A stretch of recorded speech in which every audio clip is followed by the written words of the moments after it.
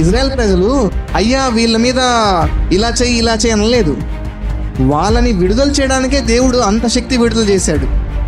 బానిసత్వం నుంచి రావడానికి అన్ని తెగుళ్ళు తీసుకొచ్చి వాళ్ళ పట్ల యుద్ధం చేసిన దేవుడు ఈరోజు నీవు నేను ఆరాధన ఒక శైలిగా దేవుణ్ణి ఓన్లీ మందిరంలోకి వచ్చినప్పుడే కాకుండా, కేవలం మనము ఆదివారమే దేవుని ఆరాధించకుండా మన జీవిత అంతం వరకు ఆరాధన చేస్తూ బ్రతుకుదాం. ఆరాధన చేస్తూ మన వారమంతా బ్రతికినప్పుడు, మన జీవితం అంతా బ్రతికినప్పుడు, మన మీదకి ఏదన్నా వచ్చినప్పుడు దాన్ని దేవుడు దైవ శక్తిని విడుదల చేస్తాడని. హల్లెలూయా. ఇది నేను చెప్పాలని కోరుకున్నాను ఈరోజు. ఇదే నేను చెప్పాలనుకున్నాను. దైవ శక్తి నువ్వేమీ చేయకపోయినా నీ పట్ల విడుదలయ్యి అది వాళ్ళు తెలుసుకుంటారు. నువ్వేం ప్రార్థన చేయక్కర్లేదు. దేవుని బిడ్డ ఇలా చేయి దేవుడా, వాళ్ళని ఇలా చేయి, వీళ్ళని అలా చేయి అవసరం లేదు. నువ్వు ఇందాక మనం పాడినట్టు ఆరాధన ఆపకుండా, స్తుతించడం మానకుండా మనం దేవుణ్ణి ఎప్పుడు ఆరాధిస్తూ ఉన్నప్పుడు ఆ శక్తి మనకు తెలియకుండానే విడుదలైద్ది. వాళ్ళకి తెలిసింది ఈయన దేవుని బిడ్డ, వీళ్ళ పట్ల దేవుని శక్తి ఉంది, దేవుని హస్తం ఉంది వీళ్ళ మీద, వీళ్ళని తాకితే అది మనకి మంచిది కాదు, వీళ్ళని విడుదల చేయాలి, వీళ్ళని ఇబ్బంది పెట్టకూడదు అని దేవుడు తన ప్రభావాన్ని విడుదల చేస్తాడు మన పట్ల. హల్లెలూయా. నమ్మిన వాళ్ళు హల్లెలూయా చెప్తారా? దేవుని నామముకి మహిమ కలుగును గాక. మనం ప్రాముఖ్యమైన సమయానికి వెళ్ళాం కాబట్టి మనము అందరం కలిసి ఒకసారి చిన్న ప్రార్థన చేసుకొని మనం వాక్యంలోకి వెళ్దాం. పరిశుద్ధ దేవ, మీకే వందనాలైనా. కృపగల దేవ, ప్రేమ గల తండ్రి, ఇంతకాలం కాచి కాపాడి మీ మందిరంలో నిలబెట్టి ఈ వాక్యం వినడానికి మాకు ఇచ్చిన భాగ్యం బట్టి మీకు వందనాలైనా. ఎంతో మంది బయట మీ సన్నిధిలో లేకుండా ఈరోజు చూడలేకపోతున్నాను నాన్న. వారికంటే మేము ఏమాత్రం గొప్పవారు కాదు, కానీ కేవలం మీ దయ, కృప, కనికరాలను మమ్మల్ని నిలబెట్టి మీ సువార్త ప్రకటించడానికి మాకు ఇచ్చిన భాగ్యం బట్టి మీకు వందనాలైనా. అలాగే వాక్యం వించుండగా వాటిని మా హృదయంలో భద్రపరచుకునేలాగా వాటి చెప్పిన వాటి ప్రకారం మేము చేసేవారిలాగా, కేవలం వినిమట్టు కాకుండా వాటిని చేసేవారిలాగా మేము ఉండేలాగా సాయం చేయమని, మా హృదయాన్ని మీరే తెరవమని, గట్టిగా ఉన్న మా హృదయాన్ని మెత్తగా నూతన పరచమని, మీ వాక్య వెలుగులో మనం నడిపించమని యేసునామమున ప్రార్థిస్తున్నాం తండ్రి. ఆమేన్. మనము ఈరోజు ఒక అంశాన్ని మీ ముందు ఉంచాలనుకుంటున్నానండి. ఐగుప్తులో ఉన్న ఇజ్రాయేల్ ప్రజలు వాళ్ళ కోసం, ఇజ్రాయేల్ ప్రజల కోసం అంటే దేవుని ప్రజల కోసం దేవుడు ఎంత ప్రేమించి వాళ్ళని బయటికి తీసుకురావని ఎన్నో రకమైన తెగుళ్ళు ఫరో రాజ్యం మీదకి పంపిస్తాడండి. ఇవన్నీ ఎందుకు పంపించాడని నేను దాని గురించి ఆలోచిస్తూ ఉండగా దేవుడు ఒక సత్యాన్ని బయటకు తీసుకొచ్చాడు. అదేంటనేది మనకి చూపిస్తానండి. నిర్గమకాండం 8వ అధ్యాయం 16వ వచనంలో మనం ఇక్కడ చూసుకున్నట్లయితే, అందరం బైబిల్స్ ఓపెన్ చేసి చూద్దాం. 16. అందుకు యెహోవా మోషేతో, నీవు నీ కర్ర చాపి, అంటే చాలా సార్లు ఫరోకి చెప్తాడన్నమాట, నువ్వు నా ప్రజల్ని వదులు, విడిచిపెట్టు. దేవుడు ఎందుకు వీళ్ళని విడిచిపెట్టు అని అంటున్నాడంటే, వారిని, తన ప్రజల్ని, వాళ్ళ ఆరాధన కోరుకుంటున్నాడండి దేవుడు. హల్లెలూయా. ఇజ్రాయెల్ ప్రజలు దేవుణ్ణి ఆరాధించాలని ఆ బానిస సంఖ్యల నుంచి తెంచి బయటకు వచ్చి వాళ్ళని ఒక ఫ్రీడమ్, అంటే ఒక స్వాతంత్రం ఇచ్చి ఆ స్వాతంత్రంలో వాళ్ళని ఆరాధన కోరుకుంటున్నాడు. దేవుణ్ణి ఆరాధించాలని, వారిని వేరుపరచాలని కోరుకుంటున్నాడు.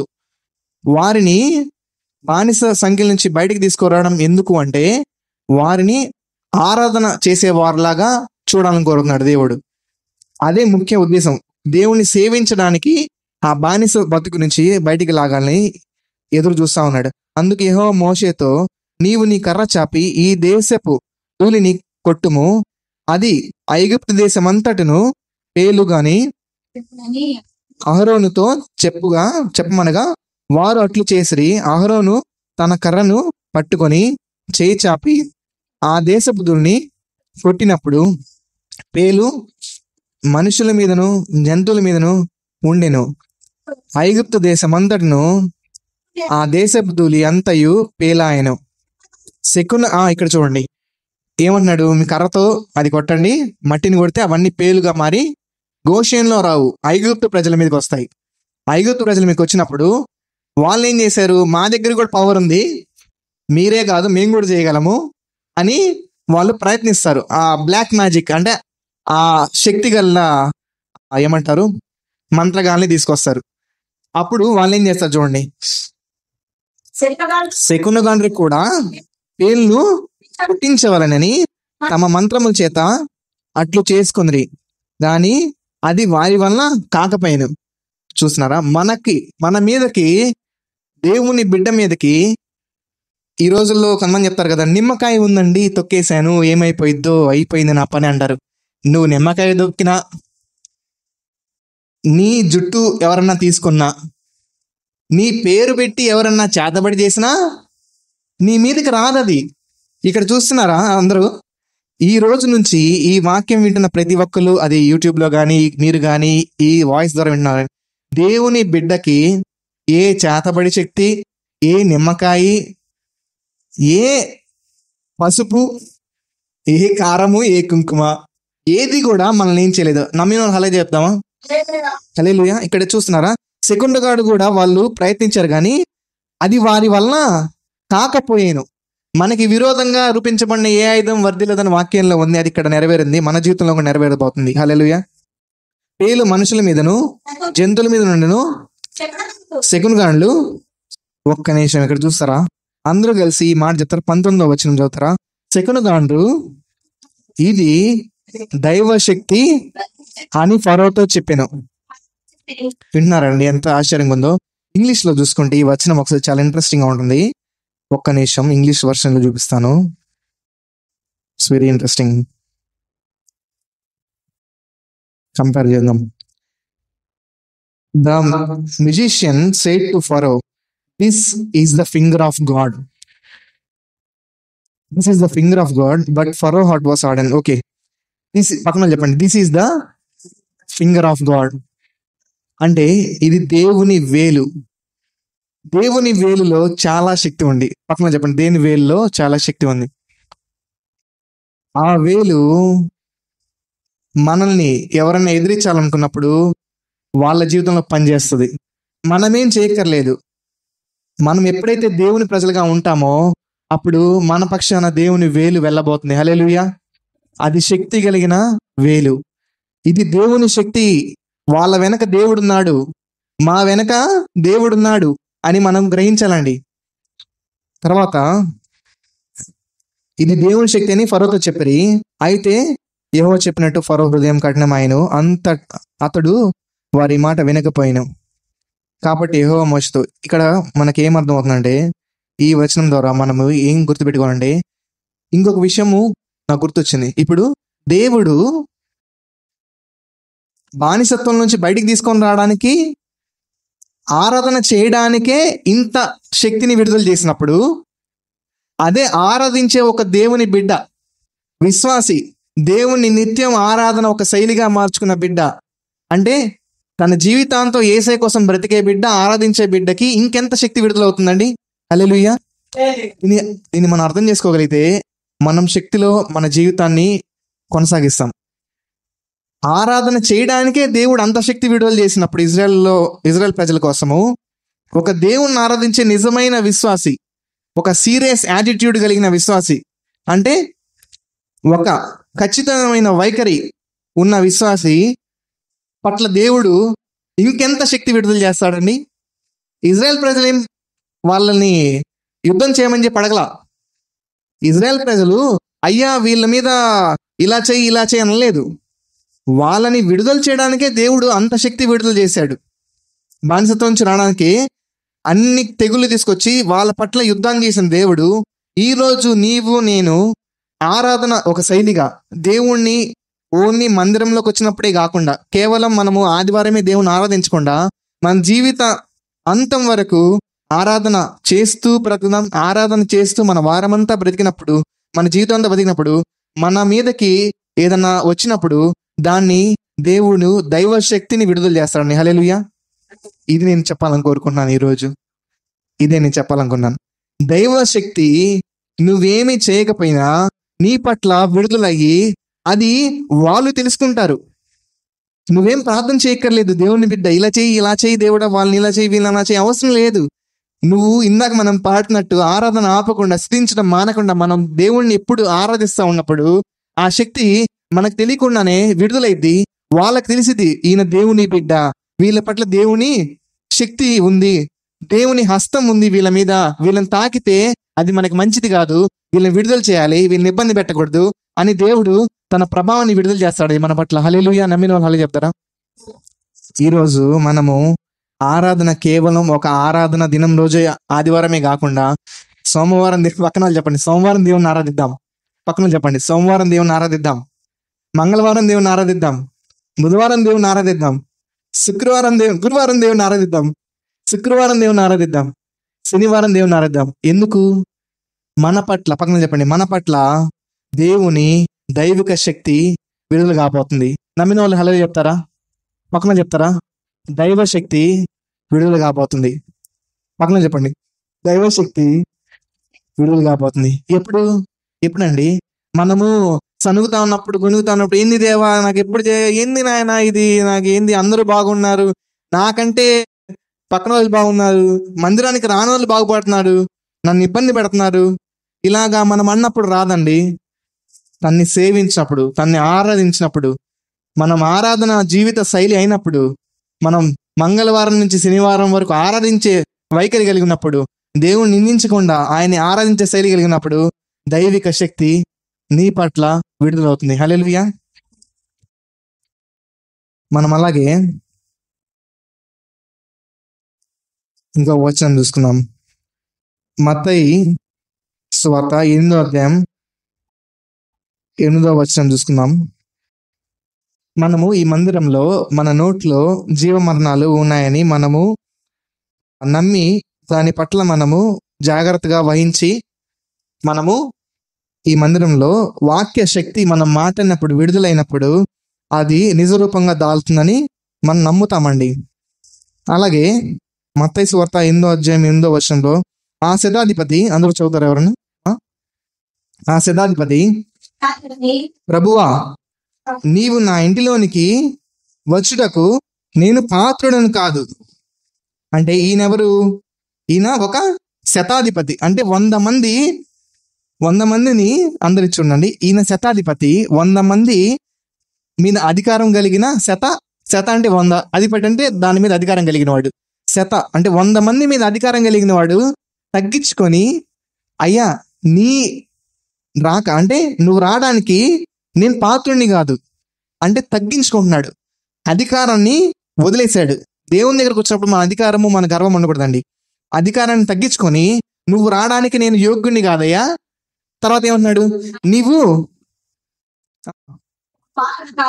పాత్రుని కాను, నీవు పక్కన చెప్పండి మాట మాత్రం సెలవే. మళ్ళీ చెప్పండి మాట మాత్రం, మళ్ళీ చెప్పండి మాట మాత్రం. దేవుని మాట సెలవిస్తే కార్యం జరుగుతుందని ఆ రోజుల్లో ఆ శతాధిపతి తెలుసుకున్నాడు. తర్వాత ఏం జరిగింది చూద్దాం. అప్పుడు నా దాసుడు స్వస్థపరచబడును. అంటే దానికి సంబంధం ఏమన్నా? మళ్ళీ ఒకసారి చదుదాం. నీవు మాట మాత్రం సెలవేమో, అప్పుడు నా దాసుడు స్వస్థపరచబడును. అసలు స్వస్థతకి మాటకి అసలు లింక్ ఏంటి అంటే, ఈ లోకంలో స్వస్థ రావాలంటే ఏం చేయాలి? సూదెయ్యాలి, మాత్ర వేయాలి, సెలైన్ కట్టాలి, ఇన్ని చేయాలి కదా. అయ్యా మా ఇంటికి వచ్చి సూదే అనలేదు. ఏసే దగ్గరికి వచ్చి శతాధిపతి తగ్గించుకొని ఏం చేశాడు? అయ్యా నువ్వు మా ఇంటికి వచ్చి సూదయ్యి, అయ్యా మా ఇంటికి వచ్చి మాత్రే. సూదికి మాత్రకి నేను విరుద్ధం కాదు, తప్పనట్లేదు. వాటికంటే బలమైంది, శక్తిమంతుడు, వాటికంటే ఉన్నతమైన దేవుడు యేసయ్యని గ్రహించాడండి. ఆ గ్రహింపులోకి మనం రావాలి. సూది వేసుకోవడం మంచిదే, సూదిని కనిపెట్టింది దేవుని జ్ఞానం వల్లే, మాత్రని కనిపెట్టింది దేవుని జ్ఞానం వల్లే. కానీ వాటి వల్ల కానివి కూడా యేసయ్య మాట వలన జరుగుతుందండి. హల్లెలూయా. ఒకసారి మళ్ళీ చూద్దాం. నీవు మాట మాత్రం సెలవేమో, అప్పుడు నా దాసుడు స్వస్థపరచబడును. నేను కూడా అధికారంనకు లోబడిన వాడును, నా చేతికి నా సైనికులు ఉన్నారు. నేను ఒకని పొమ్మంటే పోను, ఒకని రమ్మంటే వచ్చును, నా దాసుని ఈ పని చేయమంటే అది చేయనని ఉత్తరం ఇచ్చును. యేసు ఆ మాట విని ఆశ్చర్యపడును. వెంటనే వెంట వచ్చు వారిని చూచి ఇజ్రాయెల్లో, అప్పుడు యేసయ్య ఏం చెప్తాడు చూద్దాం. ఒకసారి యేసయ్య ఏం చెప్తాడు చూద్దాం. అతను చూసి ఇజ్రాయెల్లో నేనెవరికైనాను నేనింత విశ్వాసం ఉన్నట్టు చూడలేదు అని నిశ్చయంగా చెప్పుచున్నాను. ఓకే, అర్థమవుతుందండి ఏం జరిగిందండి ఇక్కడ. యేసయ్య ఆశ్చర్యపడ్డాడు.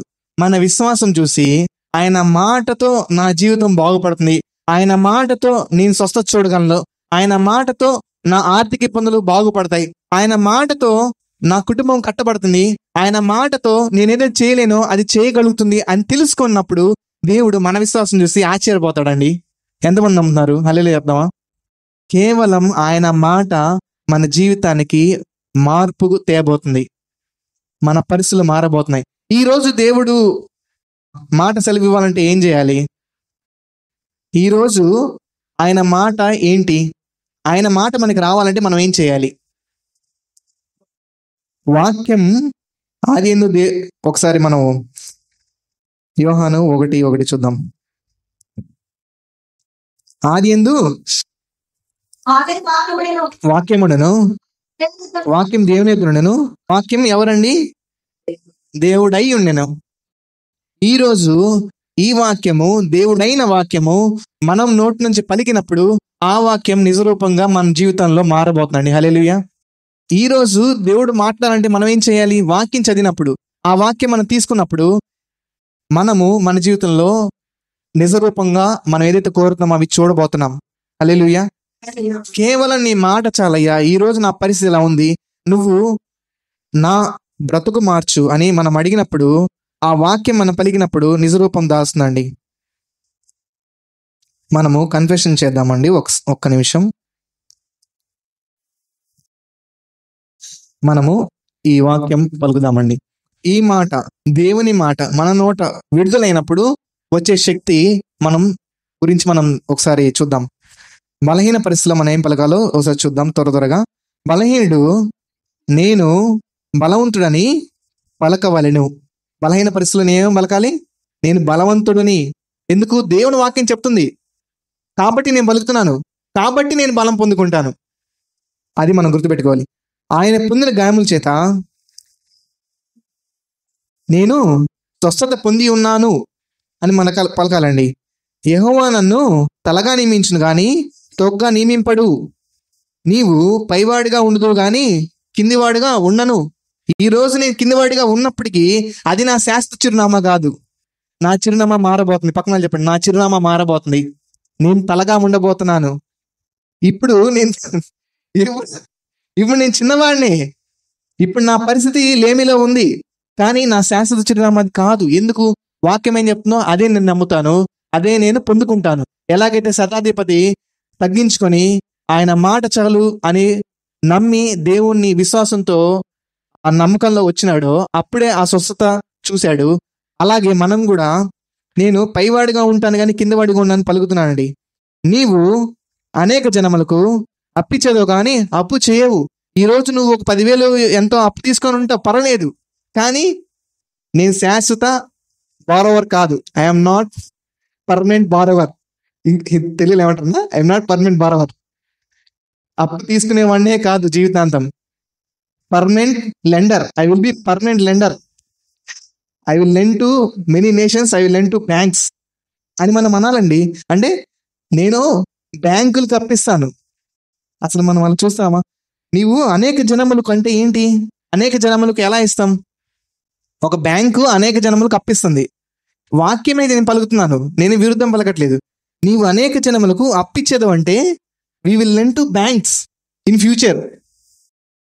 ఈ ప్రెసెంట్ సిచ్యువేషన్ లో మనము బారోవర్ అయినప్పటికీ we will establish new banks, we will give to banks in the name of Jesus for the glory of God, not for hour sake, not for hour might, it's for God glory.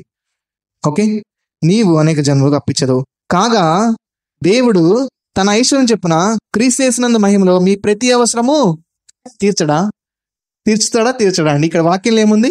తీరుస్తాడా ఉంది. కాబట్టి నా అవసరం ప్రతి ఒక్కటి ఏమేమి ఉన్నా అవన్నీ రాసుకొని నేను చేయబెట్టి, అయ్యా నాకు నీ ఐశ్వర్యం చెప్పున ఏమనుంది? దేవుడు తన ఐశ్వర్యం చెప్పున క్రీస్తు యేసునందు మహిమలో మీ ప్రతి అవసరం తీర్చును. మీలో ఉన్నవాడు లోకంలో ఉన్నవాడి కంటే గొప్పవాడు. మనలో ఉన్న యేసు గొప్పవాడని మనం గ్రహించాలండి. కనుక వారిని మీరు జయించి ఉన్నారు, అని మనం గ్రహింపులోకి రావాలి. కాబట్టి దేవునికి లోబడి ఉండి అపవాదిని ఎదిరించుడి, అప్పుడు వాడు మీద నుంచి పారిపోను. మనకి ఎప్పుడు అన్న చెప్తా ఉంటాడు ఏమని, శ్యామన వాక్యం వాక్యం వాక్యం మండే నుంచి రోజు చదివారా లేదా అది మనం చూసుకోవాలి. సోమవారం నుంచి శనివారం వరకు మన వాక్యం చదవకుండా దేవునికి లోబడినట్టు మనం అర్థం చేసుకోలేము. అది మనం చెప్పేది ఒకటి చేసేది ఒకటి అవుతుంది. కాబట్టి మనము దేవునికి లోబడినట ఒక మానకుండా దేవునికి లోబడి ఉండుట మనం నేర్చుకోవాలండి. దేవునికి లోబడి ఉండి అపవాదిని ఎదిరించాలి. అదే వాక్యం చేత మనం ఎదిరించాలి. మనం ఈ వాక్యం పలికినప్పుడు మనం ఎదిరించినట్టు అనమాట. సో అప్పుడు వాడు మీ ఎదురు నుంచి పారిపోతాడు. అపురూపంలో ఉన్న సాతాను చెప్పండి పారిపోతాడు. చెప్పండి, అపురూపంలో ఉన్న సాతాను పారిపోతాడు. తర్వాత అనారోగ్యంలో ఉన్న సాతాను పారిపోతాడు. తర్వాత మీ కుటుంబంలో ఉన్న సాతాను పారిపోతాడు. తర్వాత ఇంకేమేంటి, మీకు జ్ఞానం లేని పరిస్థితులు ఉన్నా అజ్ఞానం ఇచ్చే సాతాను పారిపోతాడు. మీ చింతలా తీసుకొచ్చిన సాతాను పారిపోతాడు. ఎప్పుడు పారిపోతాడు? దేవుని వాక్యం పలికినప్పుడు పారిపోతాడు. అపవాదిని ఎదిరించాలి వాక్యంతో. హల్లెలూయా. చిన్న వాక్యం దేవుడు దీవించును గాక. ఆమేన్.